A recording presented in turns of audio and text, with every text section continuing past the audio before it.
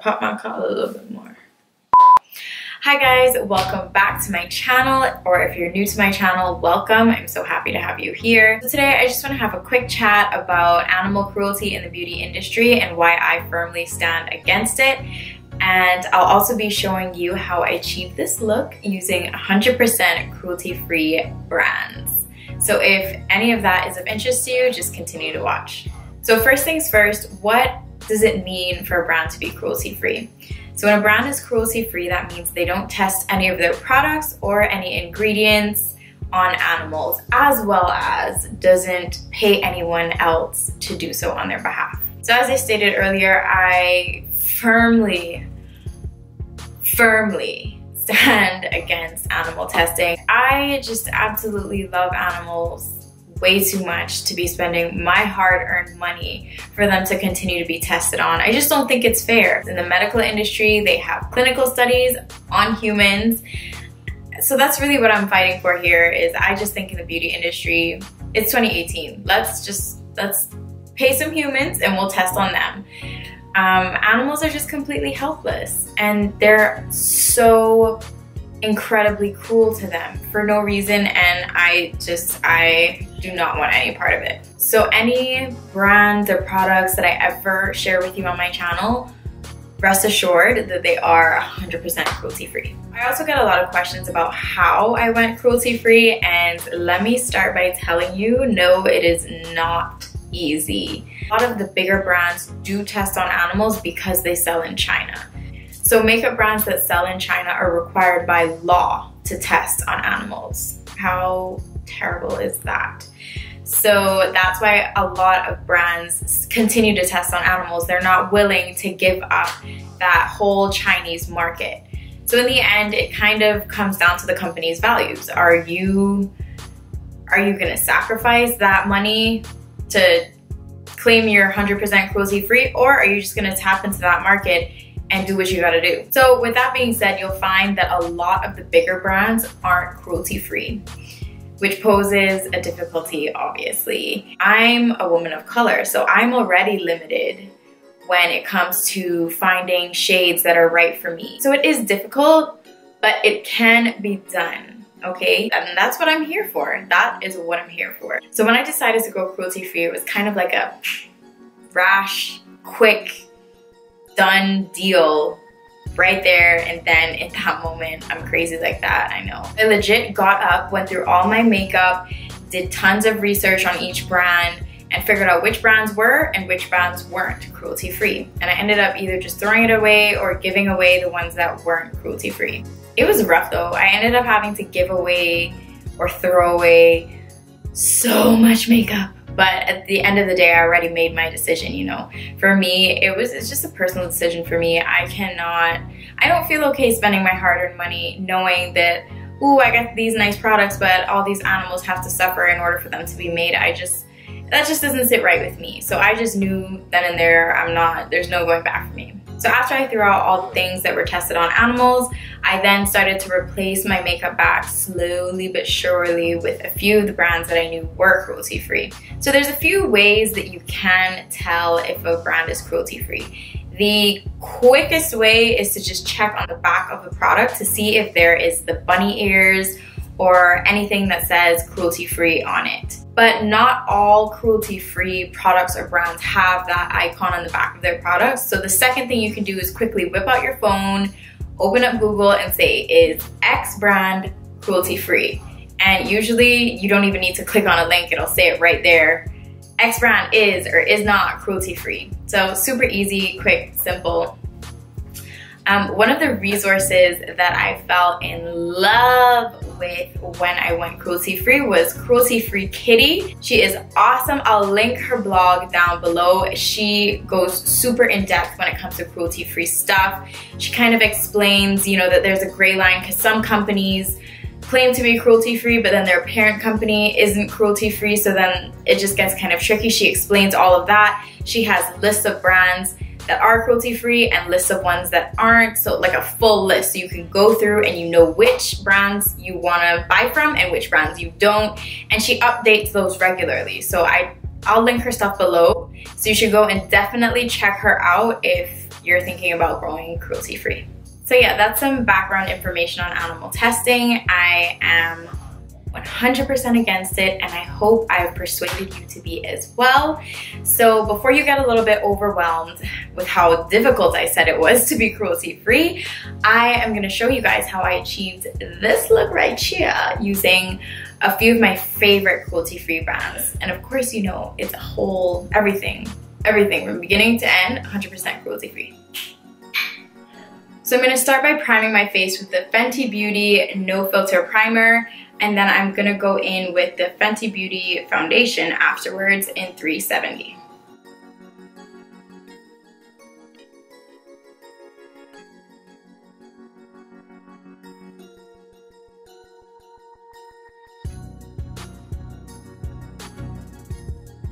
Now that I have my foundation on, I'm going to go ahead and do my brows. When I want my brows really snatched, I use brow powder and a brow pencil. So my favorite brow products are by the one and only Anastasia Beverly Hills. I use the brow powder duo in ebony and their pencil also in ebony. What I like to do is go in with the pencil first to just outline my brows, and then I fill in with the powder, and it is a recipe for success, okay? If you got good brows, you know your life is together.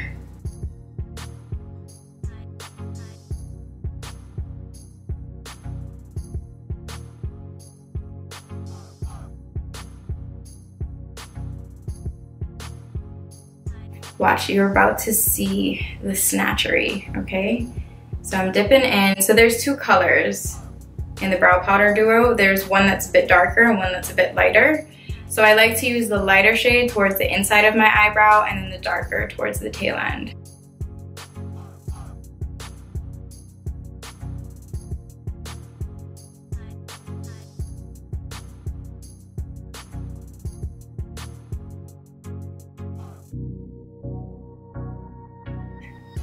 There we go, brows are done.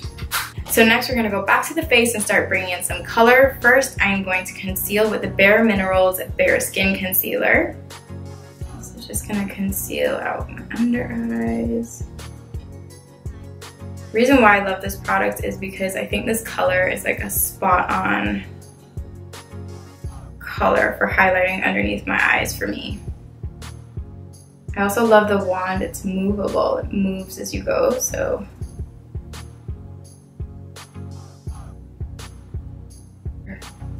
But one thing about this concealer is that it has a very watery consistency, so I have to let it sit for a little bit so that I can get good color payoff. I'm gonna do a little bit down my nose, a little bit on the forehead, and a dot on the chin. I'm gonna blend out my chin area because I'm not too bothered if that isn't too bright.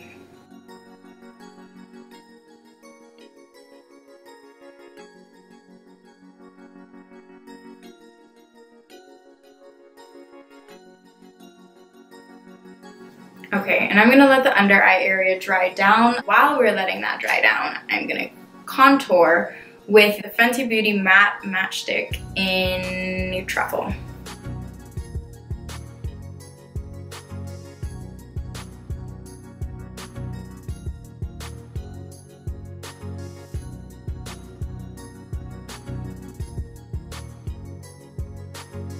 Go back over and blend it out a little further with my beauty blender.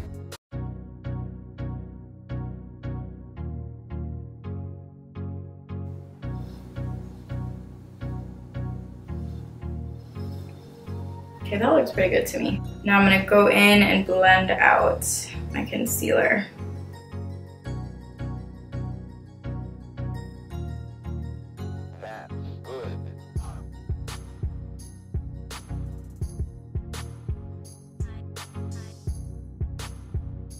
All right, we are blended to the gods. Now that we're all blended, I'm gonna go ahead and set this with powder because as you can see, it's a bit dewy. It's a very natural looking concealer, which is why I like it for daytime. So I'm dipping the same beauty blender into my Cover FX matte setting powder. This stuff is bomb, okay? I use shade medium because it doesn't look chalky and it still helps me to maintain a little bit of warmth under my eyes.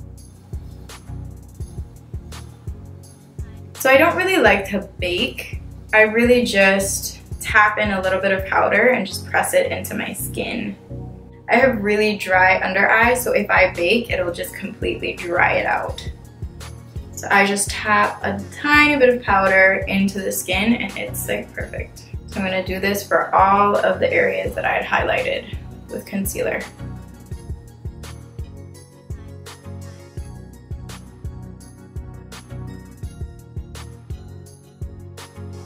So now that our complexion is all set, let's move on to the eyes. I am gonna do a 2 shadow look for you guys. This is gonna take like 2 seconds. So I'm gonna take my favorite, one of my favorite blending brushes by Morphe. This is their Y16 brush with the Melt Cosmetics eyeshadow in the shade Rubbish. This is the most bomb transition color ever. It's like a yellow brown and it's perfect for my skin tone, which is like super yellowy. So I'm just gonna blend all of this out into my crease area, kind of just all over the lid and crease. For my second color, I am going to take the Juvia's Place Masquerade palette. I'm going to take the shade Ada.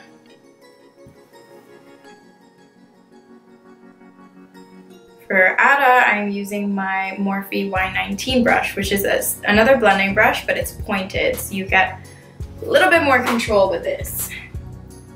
And I'm just going to focus Ada towards the outside. Oh, this is so beautiful.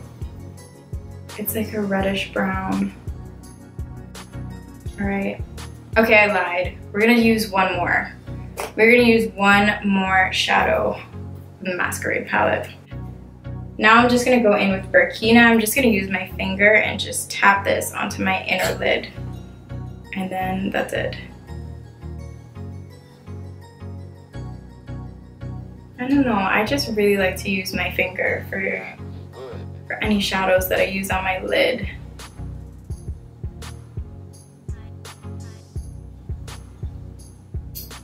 All right, I'm liking this, I'm liking this. So I'm gonna go back in with the red shade that we used on top, Ada, and just blend that out into my lash line, my lower lash line.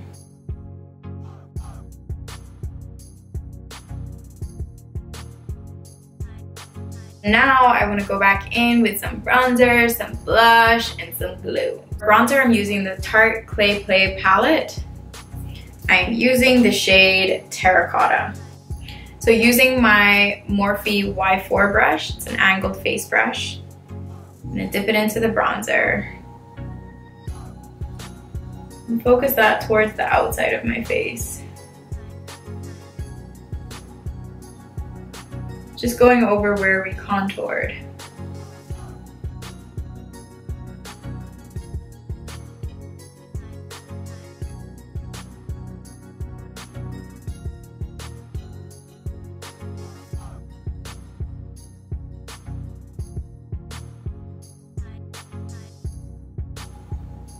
Okay, so for blush, I'm actually going to use Hourglass Ambient Lighting Bronzer. This is in the shade Radiant Bronze Light.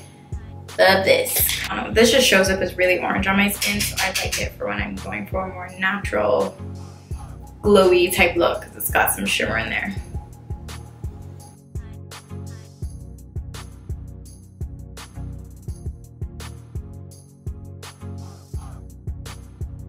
For highlighter, I'm using my ultimate fave, the Too Faced Love Light Prismatic Highlighter. This is in the shade You Light Up My Life. It is a beautiful golden highlighter. This just looks more natural. And you know that's what I'm all about. So I'm just concentrating this on the higher points of my face.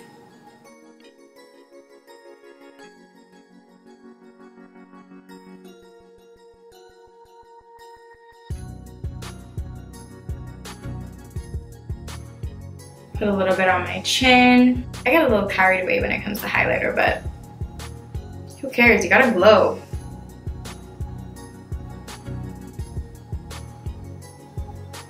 Go into the bridge of the nose and just at the top of the nose. And then I like to just use whatever excess I have on my brow bones. Okay, so now we're gonna go back to the eyes. I am gonna put on some mascara. This is the Bare Minerals Lash Domination Mascara. So good. So good. So my eyelashes are very straight, so I have to tilt my head back when I apply it so I can get a little bit of curl in my lashes.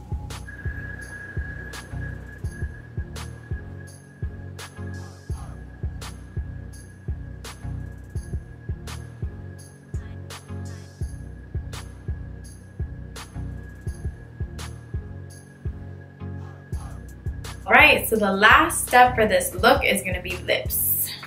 So for lipstick, I'm going to use the NYX Powder Puff Lippy in the shade Cool Intentions. This is thebomb.com. I love this. Look at the applicator. It's like a puff and it smooths out the product as it goes on your lip and it just looks amazing. It looks really natural and really nice. So let's do this.